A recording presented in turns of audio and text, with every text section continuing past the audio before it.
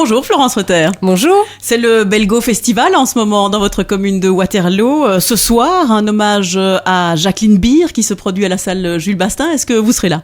J'espère, parce que moi je suis une mauvaise élève, j'ai pas réservé mes places suffisamment tôt, donc j'espère pouvoir encore me faufiler. Vous ne l'avez jamais caché, hein, à terme, une fonction de bourgmestre à Waterloo ne vous déplairait pas. Est-ce que l'actuel bourgmestre Serge Kubla vous forme dans l'ombre?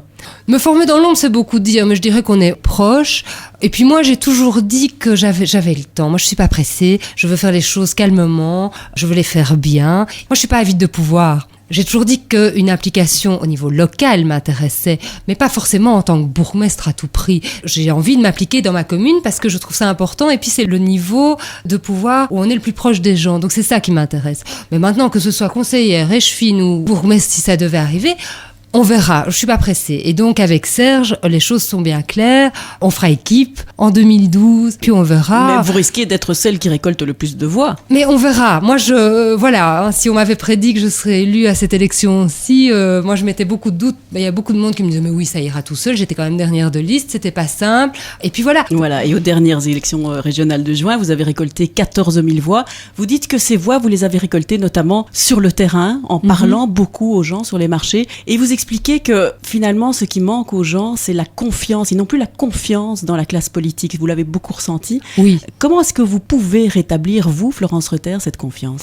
Mais je crois en étant sur le terrain, non pas seulement en campagne déjà, en étant là tout le temps, je pense en continuant à vivre normalement. Je pense qu'il y a un décalage entre le politique et la population, mais en même temps, je pense qu'il y a moyen d'avoir un contact normal avec les gens. Je dis, moi, quand je vais faire mes courses au supermarché et qu'on vient me demander quelque chose, je m'arrête, on discute, et puis je pense que les gens se rendent compte que je vis comme eux, que j'ai les mêmes problèmes qu'eux, que c'est pas parce que je suis élue que je suis complètement en décalage. Et ça, je pense que c'est extrêmement important.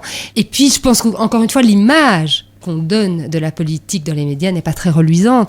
Alors que la politique, quelque part, c'est le plus beau métier du monde, c'est se mettre au service de la population pour essayer d'améliorer les choses. Mais moi, c'est ça que j'ai envie de faire, et donc c'est rester proche. Quel est votre sentiment vis-à-vis de la bourgmestre de Lannes, Brigitte De Falque, hein, en quelque sorte, avec vos 14 000 voix, vous lui avez volé sa place de députée, si je puis dire, elle n'en a fait que 7 000. Ah non, moi j'ai volé la place de personne. Alors là, j'insiste, quand on regarde les chiffres, avec mes 14 299 voix, c'est important, hein. Eh bien, je suis venue avec mon siège, sans mon score et sans ma présence sur la liste. En toute modestie, le MR n'avait que 3 sièges en Brabant Wallon au lieu de 4. Donc Brigitte, pour qui j'ai beaucoup d'estime, n'aurait pas été élue, même si j'avais pas été sur la liste. Beaucoup ironisent sur votre charme, indéniable, que sans ce charme-là, vous n'auriez pas toutes ces voix. Est-ce qu'il n'y a pas un petit peu de vrai là-dedans? Écoutez, je suis moi-même. Moi, je pense que c'est le naturel, avant tout, qui est important. Et je pense que quand on est vrai avec les gens et sincère, ils le ressentent.